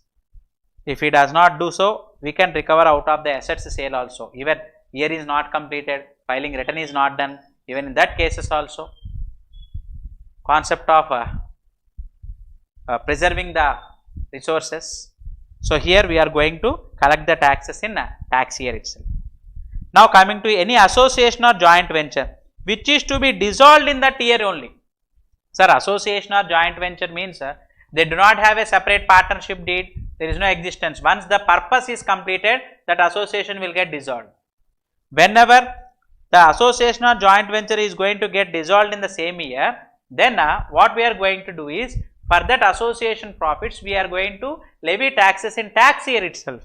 There is an example given. There is an event, there is a concert which is to be conducted on December 15th. Global Peace Concert, example only. A AOP is formed by event organizers. Many of the event organizers and investors have formed an association of persons to conduct the event. There many advertising contracts will be received, there will be expenses, and balance will be the profits. That profit, taxes to be levied. Here they are trying to dissolve by January 31st. 5 crores profit has been earned. In this case, immediately on that 5 crore profit, in tax year itself, we are going to levy the taxes. We are not going to wait till the assessment year. Sir, till here is it okay? 4 sections have been discussed: 316, 317, 318, 319. These 4 sections are mandatory on the assessing officer to make the assessment. Why I am telling this thing? Because the next section is 320, which is at the discretion of the officer. But these 4 sections, 316, 317, 318, 319 are mandatory on the assessing officer. But now coming to the next section, that means whenever government might not recover the taxes from him, immediately they have to collect the taxes from him. When a person is leaving India, we have to initiate proceedings on him. That is, those are mandatory provisions which were specified. But coming to section 320, very, very important, sir, practically also, many of the SSCs, not many of the SCs, sir, all of the SCs, we don't follow this provision at all. But there is a provision here. Discontinued business, that means business is being closed in tax year. Business is to be closed in tax year.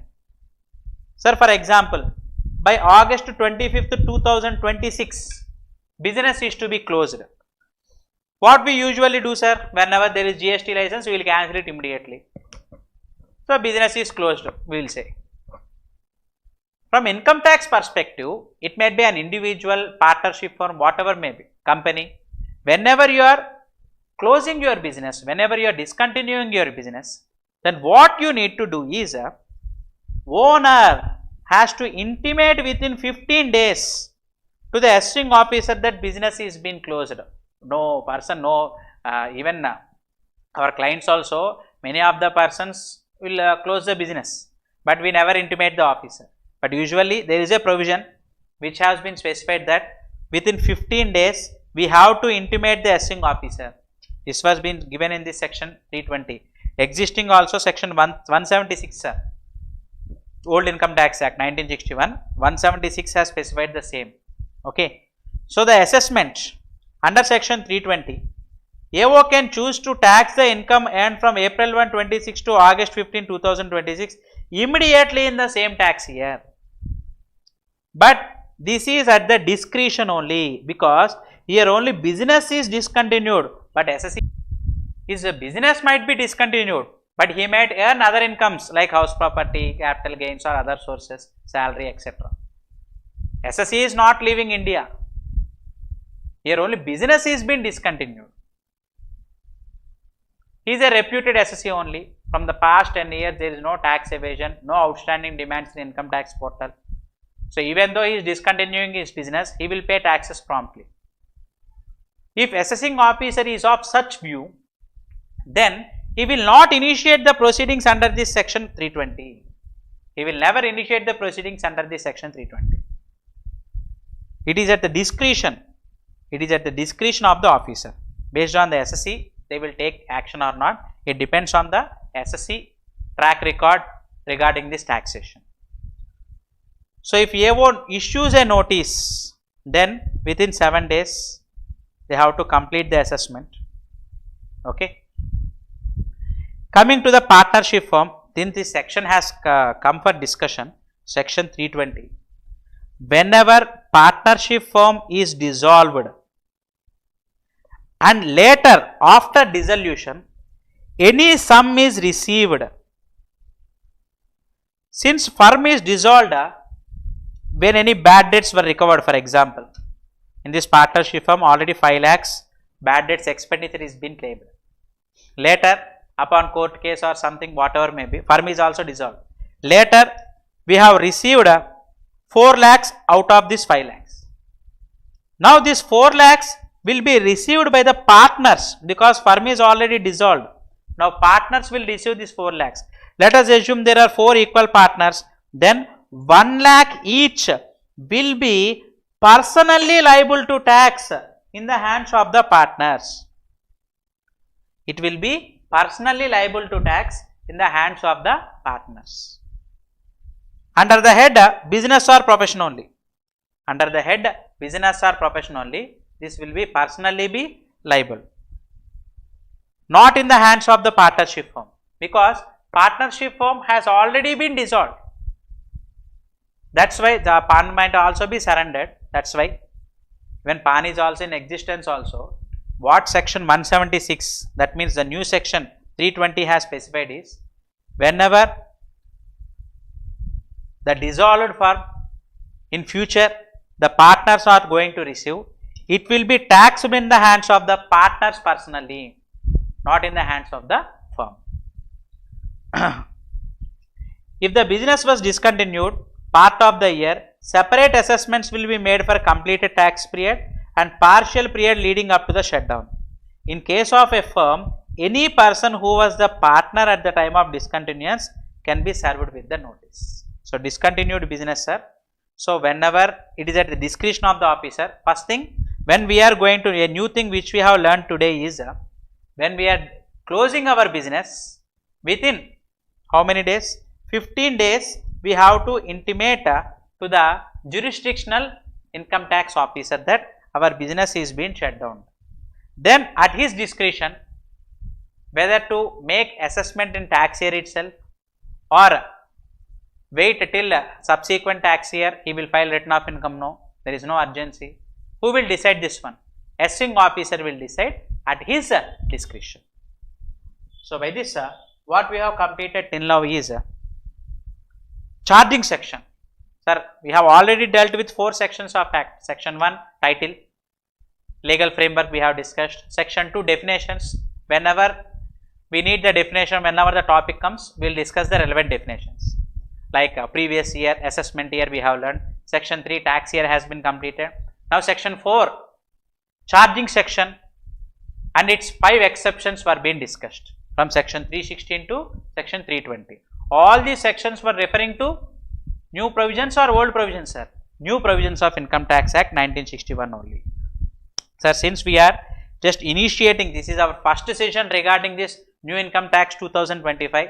Some might feel slow, some might feel fast, but this is the way which we need to learn.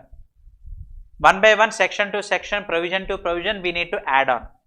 All these things will get repeated again whenever we go for assessment of individuals, whenever we go for assessment of companies, all these things will be repeated. At that time, this reference will be very useful to us. Coming to the next one, application versus diversion of income. This is not the section, but this is the concept based on which Income Tax Act has been drafted. It might be 1961 or 2025, whatever might be. So this is the accounting, this is a taxation concept, application versus diversion of income. Application of income will be taxable, simply speaking. Diversion of income is not taxable, not exemption, sir. Here title itself does not belong to us. Income is diverted at the source. Sir, I have earned 10 lakhs in this year and I have spent 10 lakhs for my household expenses or any furniture purchase, whatever might be. I have earned 10 lakhs, I have spent 10 lakhs. You might say that till 12 lakhs there is no tax, no, okay. I have earned 30 lakhs, I have spent 30 lakhs. What is the income left with me? 0. Now I am saying that since there is no income left with me, I will not pay taxes. Is it correct? No. Tax will be levied on income earned by the assessee. That is what the charging section has specified. It didn't specify that tax will be levied on income left with the SC. If that is the charging section, everyone will say there is no income left with me. I need not pay taxes, they will say. This is not the provision. What you are doing is application. Your application is not important to us. Whatever the purpose you apply your income, we don't bother. Application of income is taxable. Very practical examples I will give it to you for our understanding sake. So, it occurs after the income is earned. There is no overriding title here. It is fully taxable. We are having control over our expenses. If you want to spend, you will spend. If you don't want to spend, you will not spend. It is at your control. That is the application of income features. But coming to diversion of income, sir, why this topic is important? Because for diversion of income, it is not taxable at all. So we need to learn what are the provisions governing diversion of incomes. That's what we need to learn here. So let us go practically. Diversion of incomes. It occurs before the income reaches or accrues to the assessee. See what is the important thing. Before it accrues itself, the diversion has been done. There is an overriding title. It is deductible, that is not taxable in our hands. Assessee has no control. Let us go for examples so that this concept can be clearly understood here. These are the examples which I am trying to give to you. You earn salary and voluntarily spend 20,000 monthly to your medical bills. This is nothing but application of income. We are earning the income and we are spending it. That spending we can't claim expenditure, it is a personal expenditure. That's why whether this 20,000 will be taxable, yes.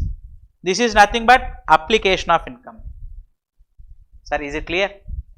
Rent is collected by the owner and he is using it for repairs and maintenance. Of course, for repairs and maintenance, 30% standard deduction is given. It is a separate thing. But whether that repairs can be claimed as expenditure, no. It is your application of income. Rental income will be taxable. For what sake you have applied that rental income? Department does not bother. Act does not bother. Your income is accrued to you. Rent is accrued. Salary is accrued. A husband earns a salary and as per private agreement, he is transferring half the salary to his wife for household runnings. As per their private agreement, if 1 lakh is earned, 50,000 he will give to his wife for household purpose. That is your private agreement. There is no law governing here. This is nothing but application or diversion. Application of income. So application, simply speaking, it will be taxable. Coming to the second part, we are going to discuss regarding a diversion of income. So coming to diversion of income, a court decree, a court order is given that out of ancestral property, some income has to be go to your sister. The court has decided this one. Out of ancestral property by will or something. In will, the grandfather has specified that certain percentage should go to granddaughter, not to his son. So the rental income, 20% of the rental income should be given to the granddaughter. In this case, whether will has statutory obligation? Yes. Even they go for court of law also, the will is going to get prevailed. That's why this will be called as diversion of income.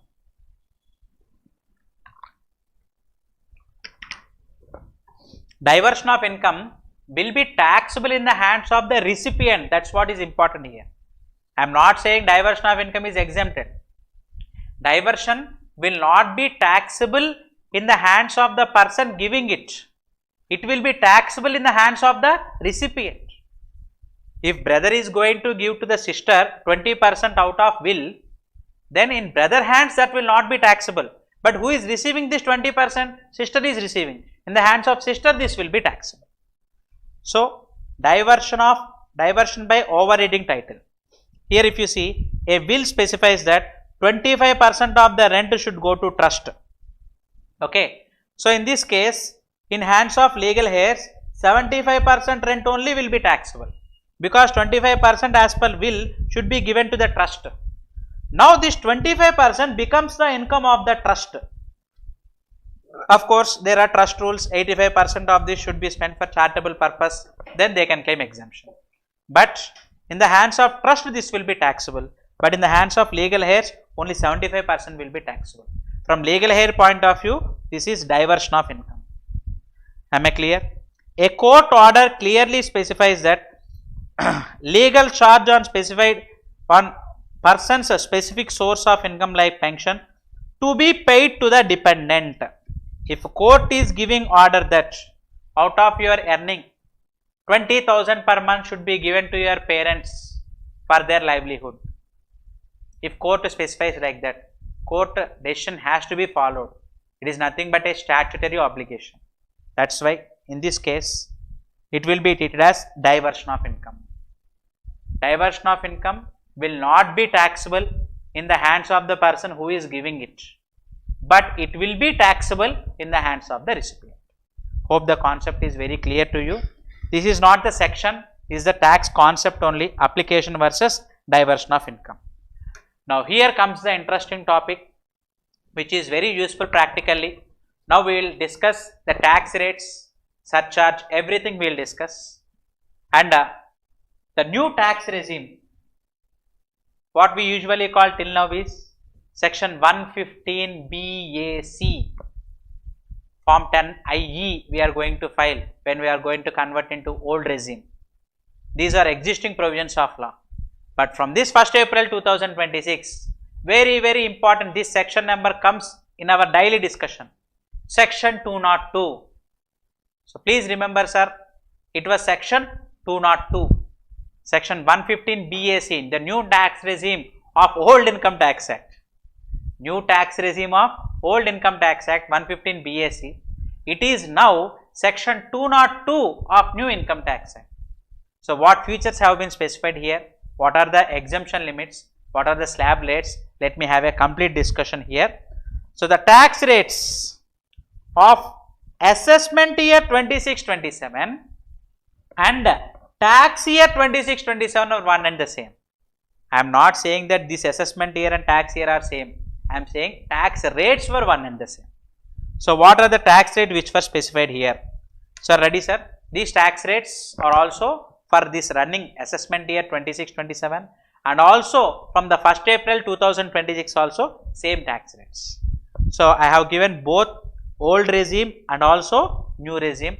The new regime very important because many of the sections refer to this section 202. So old regime. Sir, old regime if you see up to 2,50,000 zero tax, 2,50,000 to 5 lakhs 5% tax rate. The thing which I am discussing now is very important thing sir, I am discussing now. So from 5 lakhs to 10 lakhs straight away 20% tax, above 10 lakhs income 30% tax. So whenever we are earning greater than 10 lakhs, 30% has to be paid in case of old regime. But if you opt new regime, for every 4 lakhs, 5% is been increased. So up to 4 lakhs, 0, here basic exemption limit is 4 lakhs. So 4 to 8 lakhs, 5%, 8 to 12, 10%, 12 to 16, 15%. Here if you see 4 lakhs is been increased, and here if you see 5% is been increased for every 4 lakhs. Greater than 24 lakhs only 30% is to be paid. Old regime basic exemption is 2 lakh 50. In case of senior citizens it was 3 lakhs. Super senior citizens 80 years or more up to 5 lakhs. This is the basic exemption limit in case of old regime. But coming to the new regime, if you see the new regime section 202, for every 4 lakhs 5% tax has been increased here. Sir, which is better? New regime is only better now, because here up to 4 lakhs it was 0 and above 24 lakhs only 30% is being specified. Sir, there is a concept of rebate which we are going to discuss. Old Act 87A, in new Act it was section 156. This rebate we are going to discuss, it was yet to be discussed. Please wait for a short period. Many might say that up to 12 lakhs it was 0. Even now many of the SCs were saying, sir, from next year up to 12 lakhs no tax now. Yes, okay, but if your income is below 12 lakhs no tax. But if you are exceeding 12 lakhs is not your basic exemption limit. 4 lakhs is only your basic exemption limit. The concept of rebate will not be to you. Of course, there is a concept of marginal relief which is to be discussed, sir. I need to discuss this margin relief topic, and also new rebate under section 156, whether it is available against special tax rate incomes, short term and long term capital gains, very disputable matter in the last previous year. Assessment 25-26, very disputable matter. Against capital gains, can we claim rebate? Those aspects I will have a discussion, just wait for a short period.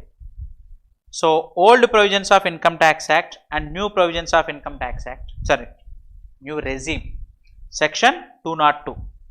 The tax rates I have given clarifications, but the difference here is, sir, old regime higher taxes, no, but in old regime we can claim all the eligible exemptions and eligible deductions. Eligible, whenever eligible only. ATC, life insurance premium, 1,50,000 we can claim deduction. If it is eligible only, 10% of sum assured, there is a limit. Children tuition fees also within the limit of this ATC, 1,50,000 is given. Medical insurance, 80D, 25,000. Senior citizens 50,000, like that different limits were being given. Eligible exemptions, eligible deductions can be claimed. But if you are opting new regime, then 21 items, 21 exemptions and deductions which were available in Income Tax Act, you have to forego. But those 21, sir, there are specific assessees. It was applicable to some assessees only, not for all the people. That's why practically for all the assessees, usually we are opting new tax regime only. Universal thing is interest on housing loan. In old regime, if you opt, you can claim 2 lakhs interest on housing loan as deduction. But if you are opting for new tax regime, interest on housing loan cannot be set off against other heads. Within the head you can claim deduction. We are not saying that within the head you cannot claim. Let me discuss to you. Housing loan interest, for example, salaried employees, sir, whether against salaried income, housing loan interest can be claimed as deduction. If you opt for old tax regime, you can claim. But if you opt for new tax regime, house property head loss, you cannot set off against other heads.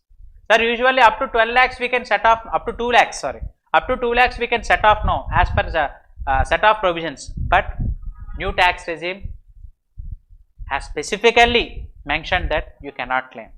Whenever in Act a specific provision comes into existence, general provision we should not follow. Specific provision shall prevail over general provision. So now let us have a discussion on this 21 items. In these 21 items, first let me discuss the things which were practically useful for all, and then go for general. For all the SSEs, useful topic first I will discuss, sir. 19, 20, 11, 10. These 4 things will be practically useful for all the SSEs usually. Here if you see, loss under the head house property, both current year loss and also carry forward losses. If I am opting for new regime now, current year loss and also carry forward losses against house property head only. If you have house property income, then if you have any interest or carry forward losses, you can set it off. Sir, am I clear here? Current year loss or carry forward loss should be set off only against house property head only. Under old regime, we can set off house property loss of 2 lakhs against other head. In which regime? Old regime. Sir, I am not saying old income tax act. I am saying old regime. Even in new income tax act also, there is old regime and new regime. In old regime, you can set off 2 lakhs loss against other heads, which is now not available in new tax regime. In new tax regime, that is not available now. Am I clear, sir? Simply speaking, house property head loss, if it was there, if you are opting new tax regime, in house property head only you can set off carry forward or current year housing loan interest, whatever may be. But coming to other losses, it cannot be set off in new tax regime. It might be business loss, carry forward business loss.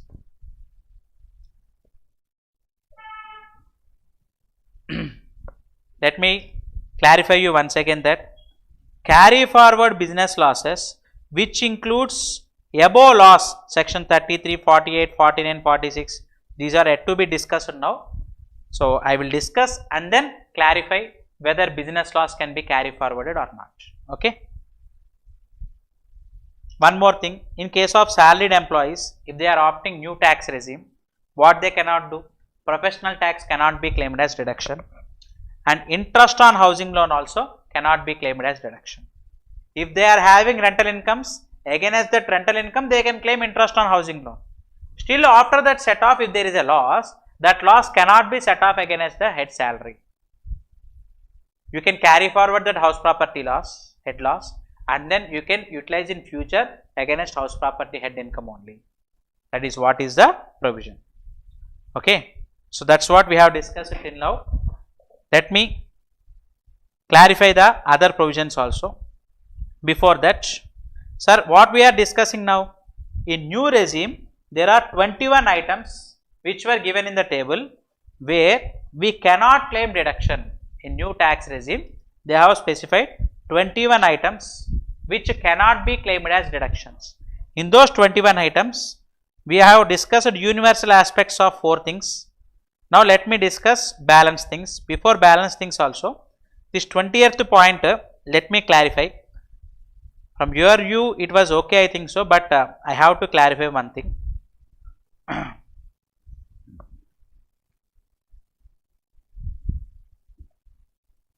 Earlier years, there is business loss of 8 lakhs. In the tax year 26-27, Assessee is opting for new regime.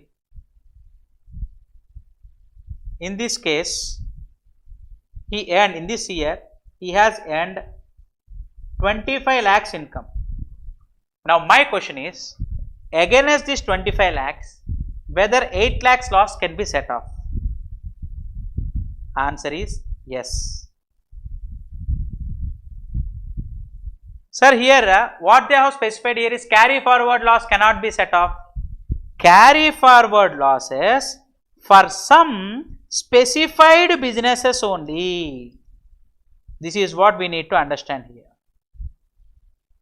So, even you are in new regime, any carry forward losses, of course, for carry forward losses, there are some limits, 8 years, speculative income 4 years, there are certain limits. Within that time limits, can we set off in new tax regime also? Yes. Carry forward losses within the head, you can set off based on carry forward and set off rules, you can set it off.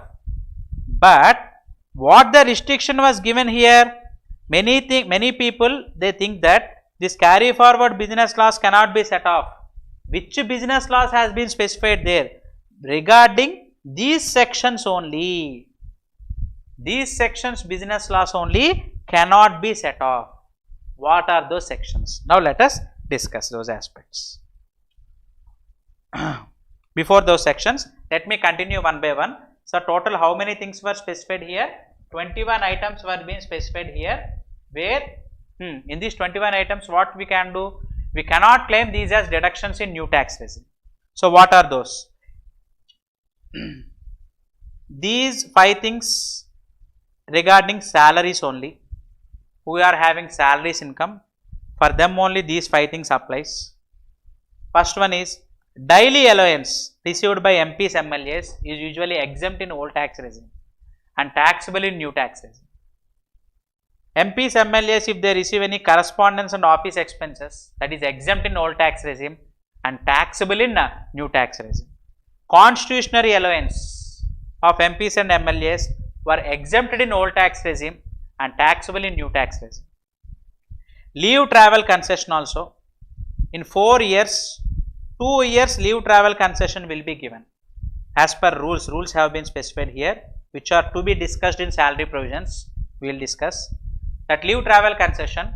In old regime you can claim deduction, exemption, but in new tax regime leave travel concession is not eligible for deduction, it is taxable perquisite. Very important thing, HRA exemption, which is available in old tax regime, which you cannot claim in new tax regime. Not only this one, there are many simple items also for employees. If you see, helper allowance, research allowance, if you spent, they are exempted in old tax regime, but in new tax regime all the allowances will be taxable even though you spent also. Children education allowance 3000 per month. Earlier it was 100 per month, sir. The new income tax act brought this change. 1961 onwards it was 100 per month only exemption. Will education get completed in 100 per month per child? No chance. Even books also cannot be brought with that money. So 3000, even this 3000 is also low only, but we have to respect the existing provisions of law. That's why. So 3000 per month per child, maximum 2 children, exemption is given. This is in case of old tax regime. Children hostel allowance 9000 per month. Earlier it was 300 per month, sir. It has been increased to 9000 per month in new tax regime. Sorry, in new income tax act.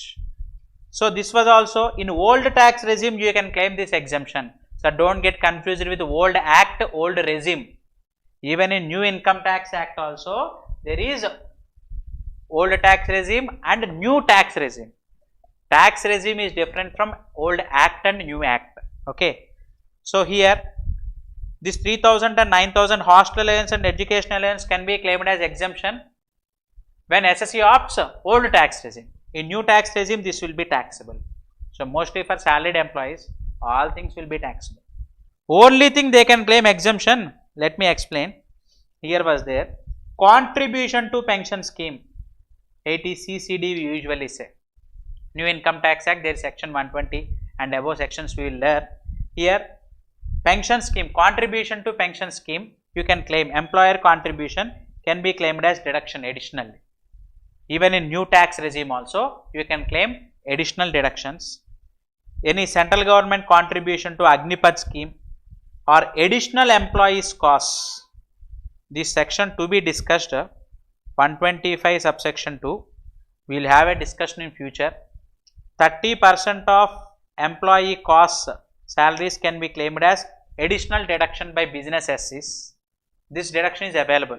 Earlier we call it as 80 JJAA deduction.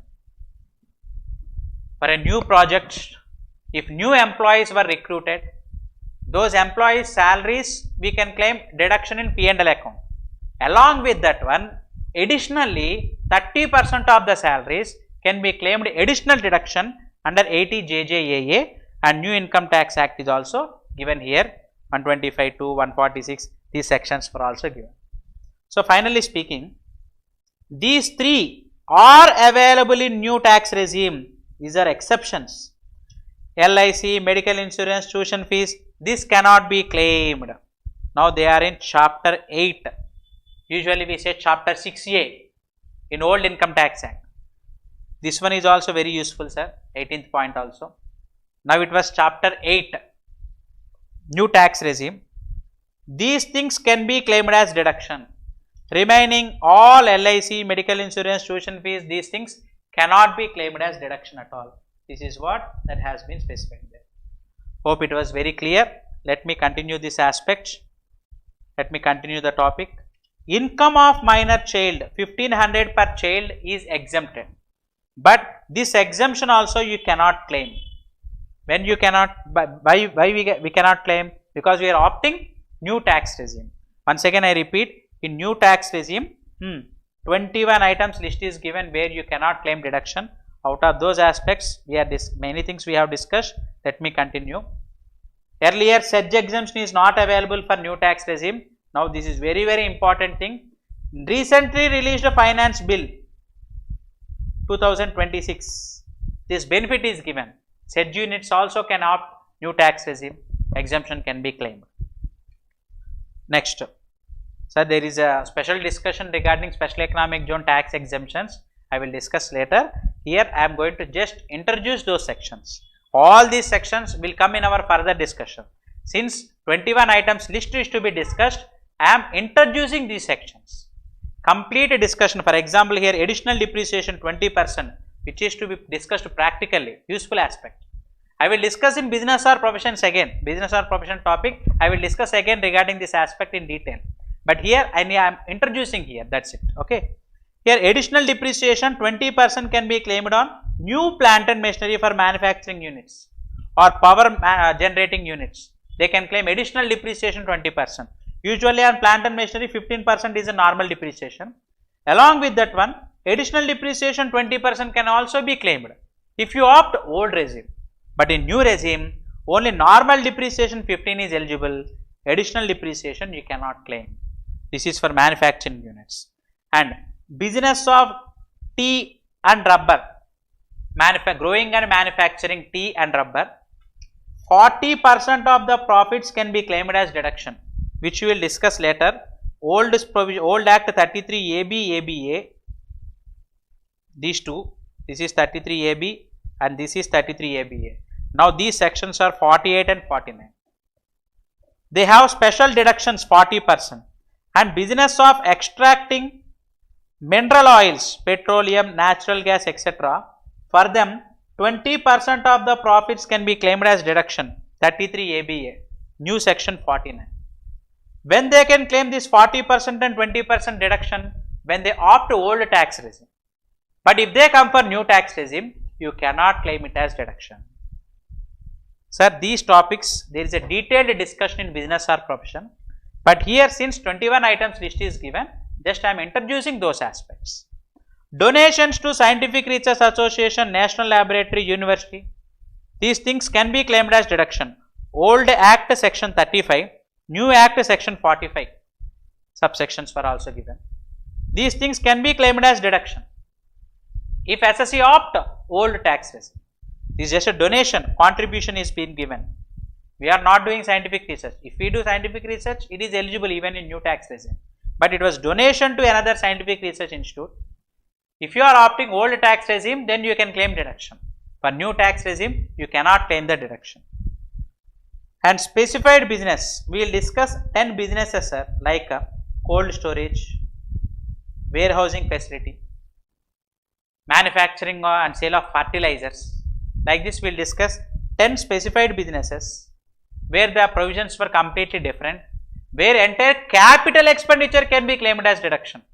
Usually capital expenditure will claim depreciation, but for these specified businesses, entire capital expenditure also can be claimed as deduction. Very important thing, practically useful. We will discuss there. That deduction, whether entire capital expenditure can be claimed as deduction. If you opt old tax regime, you can claim. But if you opt new tax regime, you have to go for depreciation, not deduction. Next, agriculture extension project, if I donate, then we can claim deduction. But if you opt new tax regime, you can't claim that one also deduction.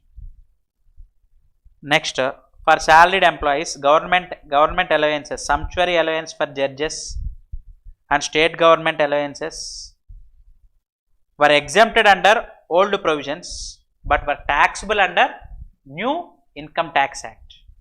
Old regime you can claim exemptions, but in new tax regime, if the judge opts for new tax regime, the sumptuary allowance received by him will be taxable. So, exemptions under other laws in force, even though they are exempted, in new regime, flat and simple, that means we will be levying taxes on those aspects. Hope the topic is very clear. Total how many things were given, sir? Let me conclude this one, and remaining aspects, cooperative societies and companies, and our special topics section 102 to 106 like unexplained cash credit, investments, very important trending aspects, penalties also were being changed. Those things I will discuss in tomorrow's session. So, today's session let me conclude these aspects. So, 21 items list is given where in new tax regime you cannot claim the deductions, okay. And sir, if you want a new tax regime, you need not specifically file any form. It's a default scheme. What is the default scheme? New regime or old regime? New regime is the default scheme. If you want old regime, then form 10IE is to be filed. Am I clear, sir? Next, surcharge, maximum surcharge, very important thing. Next, tomorrow's session we will discuss regarding surcharge rates. Usually greater than 5 crores, 37% is the surcharge. But if you opt new tax regime, surcharge will be restricted to 25%. This is another important benefit thing here. Old regime, above 5 crores, 37% is the surcharge. But you opt new regime, 25% is the maximum surcharge. This is another beneficial aspect. And very important thing, ignoring this aspect, many persons filed 10IE again and again. But that is not the correct thing. If you are not having business incomes, if you are having salary, house property, capital gain, other sources, that means you are not having business income, then your wish, every year, this year if you want old regime, you can follow. Next year if you want new regime, you can follow. That next year you want old regime, you can follow. It is at your wish, old or new, if you are having other incomes only. But if you are having business incomes, even 1 rupee business income is there in your ITR form, then what is the default scheme? New tax regime is the default scheme. If you want, you can go for old tax regime, but once you go for old regime by filing 10E, you cannot come for new regime again in your lifetime. In your lifetime again you cannot come for new regime. Take a complete decision whether you want deductions, those 21 items are beneficial to you, or new tax regime is beneficial to you. You take your own decision. But once this decision is taken, new tax regime is a default scheme. If you want old tax regime, you can opt out, but you cannot opt in again to new tax regime. Ignoring this, many persons have already filed 10IE and opted for old regime. Next year you cannot come into new tax regime again. Take care of it, okay. So, this is what the new old regime and new regime. Once again I am saying I didn't differentiate old act and new act. I am differentiating in new income tax act only, old tax regime and new tax regime. And let us repeat, new tax regime, what is the section? What is the section of new tax regime?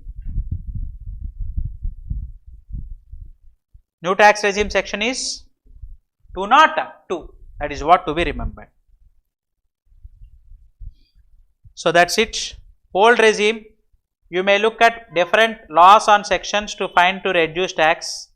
If you go for old regime, you can plan exemptions and deductions, but in new regime, it is a closed door that prevents any other laws entering into this calculation. Keeping this in view, this has been framed. So, in today's session, legal framework part 1 has been discussed. Tomorrow, there is part 2. The same YouTube channel, Vijayawada branch of SARSF ICAI. Another link we are going to get. In that link, we will discuss balance topic of this. Around in this 26 pages, we have discussed only 9 pages today. Remaining all the pages will be discussed in tomorrow's session. Very interesting topics we are discussing tomorrow. Special tax rates of income, section 102 to 106. Negotiable instruments have come into a new section. 106 has been introduced. Promissory notes, negotiable instruments, separate discussion has to be made with relevant examples. Surcharge applicability, penalty applicability, all these things we will discuss in tomorrow's session. Hope the session is very useful to you. So, in the most convenient English language only, convenient English, I am not going to use any layman English language, I am not using.